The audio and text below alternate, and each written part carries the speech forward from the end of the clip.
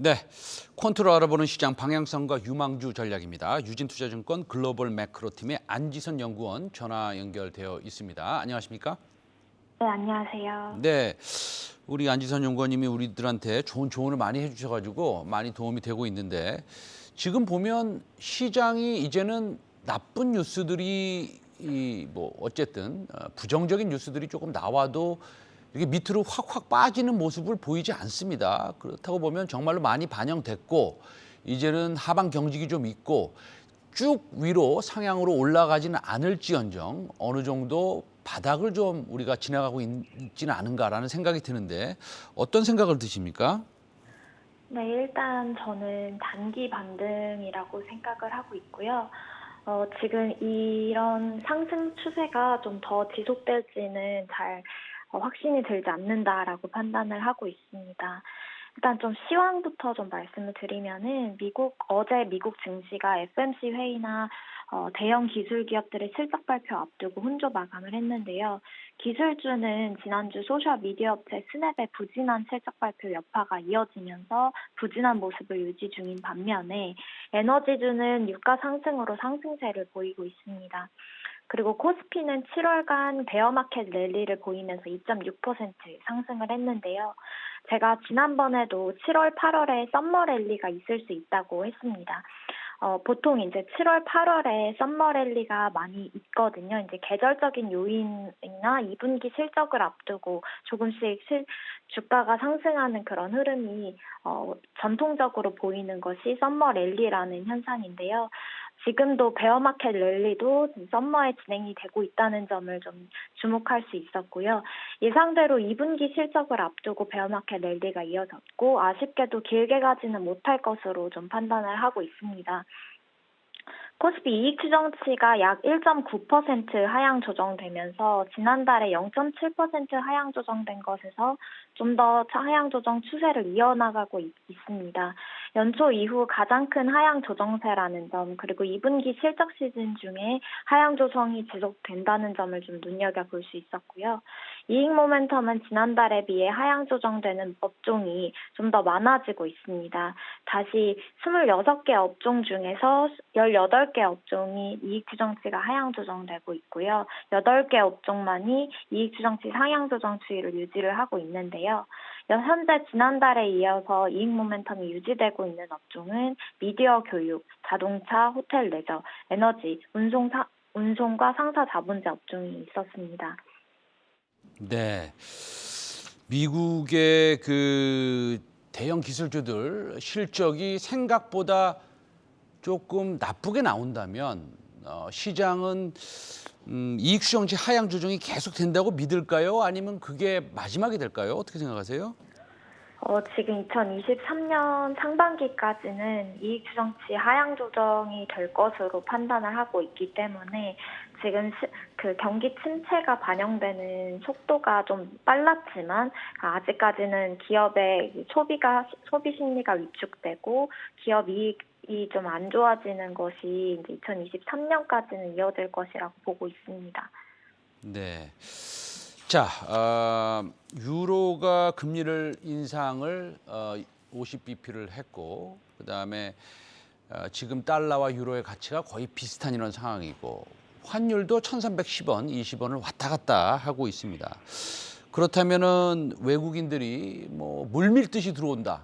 한국 증시가 환율상으로도 매력이 있다. 이렇게 보기는 좀 어려울 것 같은데, 다만 외국인이 굉장히 그동안 많이 팔았습니다.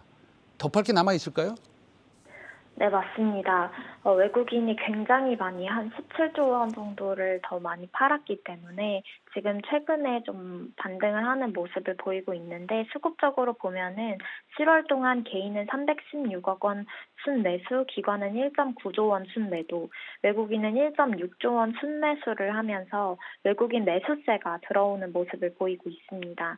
그런데 이 매수세가 그간 팔았던 매도세보다 강한 것이 아니라 매수세가 상승세가 조금 약하고 앞으로 더 이상의 상승세를 이끌 만큼의 수요라고 생각하기에는 무리가 있어 보인다라고 판단을 하고 있고요. 기관의 경우에 6월간 기관의 수급이 순매수로 돌아서는 듯 했으나 지난번 말씀드렸듯이 외국인 매도세에 따른 기술적인 순매수세였고 단기적인 흐름이었습니다. 그리고 다시 순매도로 돌아왔고요. 외국인 순매수의 업종 변화가 조금 있는데요. 6월 마지막 주부터 건강관리 업종에 대한 순매수세가 7월 중순까지 이어지다가 현재는 순매도세로 돌아선 상태입니다. 차익 실현의 물량이 나오고 있다라고 판단을 하고 있고요.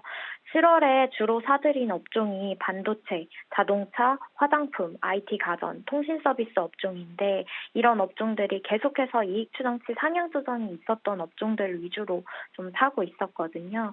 해당 업종 모두 1,500억 원에서 2,000억 원 정도의 순매수세를 보이고 있고요. 환율도 말씀해 주셔서 간단하게 말씀을 드리면은요. 원화 가치가 끝을 모르고 하락을 했습니다.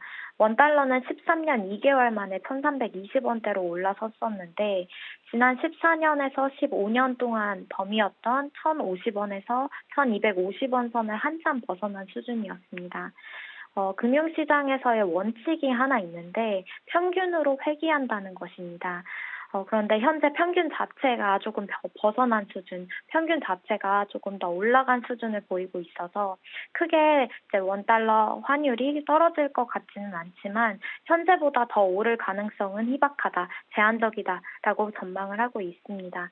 2018년 이후 원달러 환율에 영향을 준 것이 무역 수지인데 현재 무역 수지 규모를 감안을 하면 원달러가 급격히 상승을 했으나 저평가되고 있다고는 보기는 어렵고 현재 정도의 수준을 유지를 할 것으로 파악을 하고 있습니다. 알겠습니다.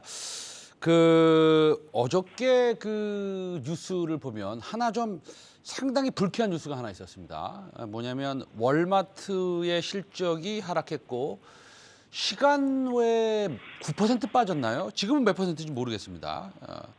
그러면 미국의 GDP의 한 60%가 뭐 소비로 구성되어 있다면 소비에 대한 걱정이 좀 드는데 이거 우리나라에 조금 영향을 미칠까요?